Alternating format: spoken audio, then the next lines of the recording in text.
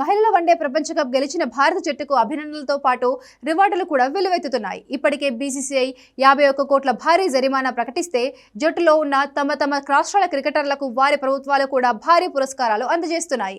ఈ క్రమంలో పలు కార్పొరేట్ కంపెనీలు కూడా వారి విజయానికి గుర్తింపుగా సత్కరించేందుకు ముందుకొస్తున్నాయి.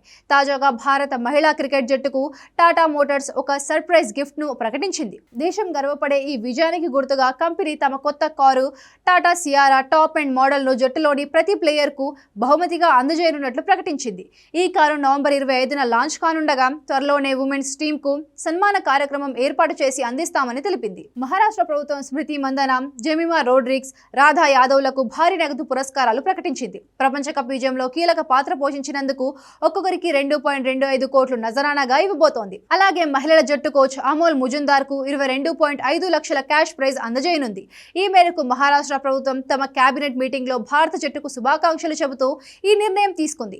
ఈ ముగ్గురు తమ రాష్ట్రానికి గర్వకారణమని సీఎం దేవేంద్ర ఫడ్నవీస్ కొనియాడారు. ఇదిలా ఉంటే భారత మహిళల జట్టులో యువ పేసర్ క్రాంతి గౌడ్ కు ఆమె సొంత రాష్ట్రం మధ్యప్రదేశ్ ప్రభుత్వం 1 కోటి నగదు బహుమతిని ప్రకటించింది.